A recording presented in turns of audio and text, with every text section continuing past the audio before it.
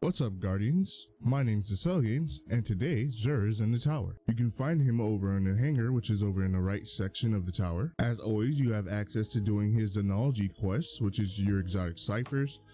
You can do that once a week in order to get an extra chance at another exotic or a exotic from the kiosk over in the section where your vault is.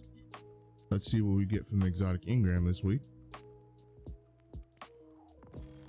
The Peregrine Greaves, and it's going to go to my postmaster. As I was saying, the Peregrine Greaves seems to be a pretty even distribution. It's not bad, but it's not the greatest in the world, so I'm going to delete this.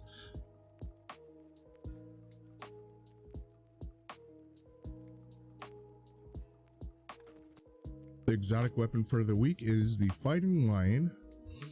Exotic perk is called Thin the Herd, well, delayed gratification, which grenade projectiles will bounce off surfaces, fire, hold to release and detonate.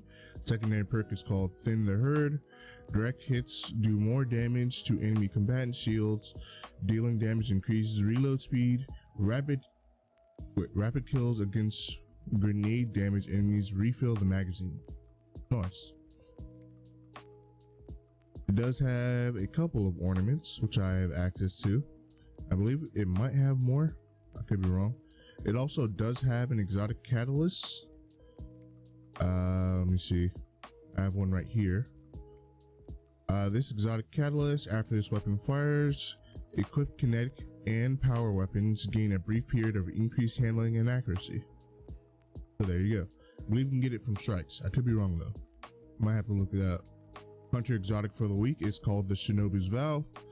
This exotic perk is called New Tricks. Improve skip grenades, and you gain an additional skip grenade charge. Skip grenades return energy when hit, when damage enemies. It's got way too much resilience for a hunter. Okay recovery. Discipline's alright. Intellect's okay. It's not bad. 62 overall. If you don't have a good pair, I say grab this. The Titan exotic for the week is called the Synthoceps. Exotic perk is called Biotic Enhancement. Increase melee lunge range, improve melee and super damage when you are surrounded. To 63 overall, decent strength if you masterwork it. It's got decent discipline, okay recovery, and good resilience for a Titan. More resilience than you would want. You would want a little bit more strength, especially if you want to make a strength build and you're going to be punching things. If you don't have a decent pair, I say grab this because it's a acceptable roll for now until you get a better one. The Warlock exotic is the Affiliate Aspects. Exotic perk is called Cobra Totemic. Yeah, we'll go with that. Weapons ready and reload very quickly. Melee range is extended. It's got a 66 overall, which is good. Way too much resilience, not enough recovery, and good amount of intellect, okay amount of strength. If you don't have a decent pair, grab it. But it's a really good exotic, so yeah. If you don't have a decent pair, this is worth grabbing. Forgot to look at the ornaments. There you go.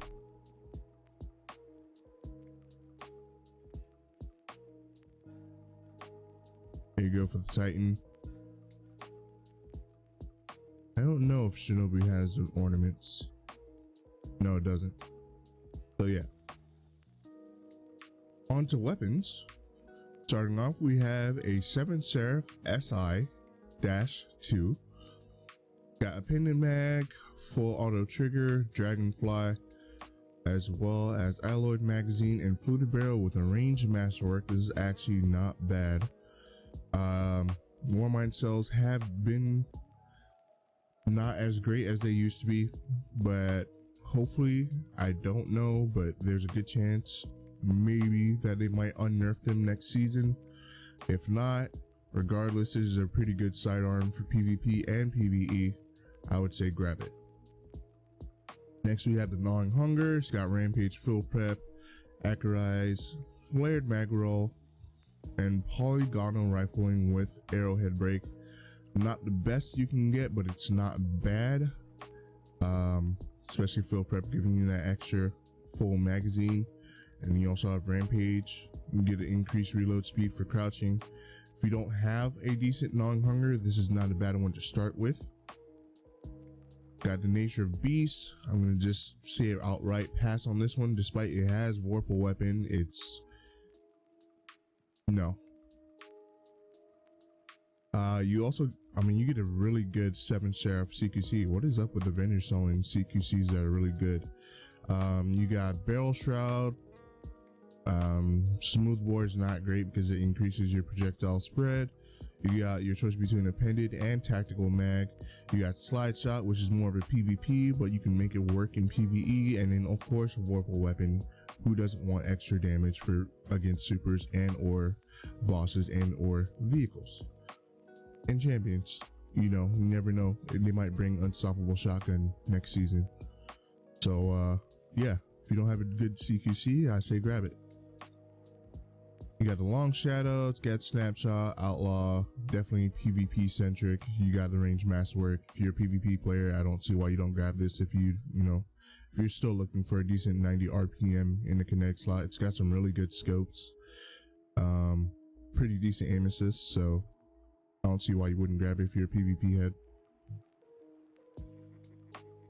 And we got a really good interference 6. It's got full court, which is really good, field prep, which is really good. It's a 120, which is not the best. You got spike grenades as well as linear compensator.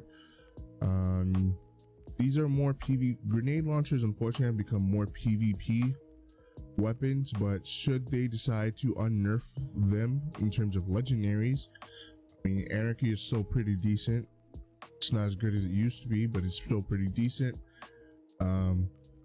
Maybe they will give these a buff next season because no one's really using them. And yeah, grab this just in case. And then finally, we have a Stars in Shadow. I have not seen these drop in PvP at all this season. Granted, I have not played as much PvP as I used to, but Vorpal weapon is something that you should already know. It's good. Pulse monitor, I wouldn't really recommend it for PvE, but you will find yourself in situations where you are low in health. This is more of a PvP centric Stars in Shadow, but if you don't have a Vorpal weapon Stars in Shadow for PvE, I say grab it. Now on to legendary armor sets. For Titans, we got, and I'm assuming for all 3 characters, we have the Future War Cult set.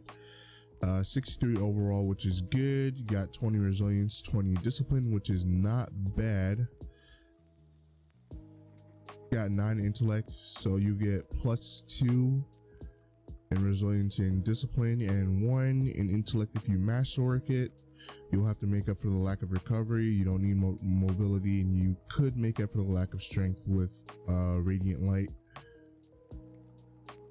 Pick it up if you don't have decent armor as a Titan. This is fairly balanced. It would be okay. I wouldn't be mad at you if you pick this up because you get +2 in intellect if you masterwork it. Class item is a class item. Helmet, not as much resilience as you would want. Fairly balanced, not bad. Wouldn't be mad if you picked it up.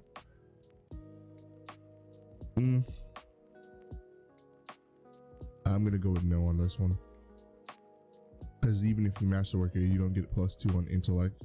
If you did, I would say yes. Next up, we have Hunter armor. I'm gonna go with no. These are highly stat rolls in terms of total, but the +2 recovery if you masterwork it wouldn't be bad. This is a maybe. It is a pretty acceptable Hunter piece. Not the greatest. They're all high stat rolls, so pick up the ones that you're missing in terms of the slot, but the distribution is not too exciting for any of these. Starting off with a fat no for Warlocks. It's close. It's pretty close to being good.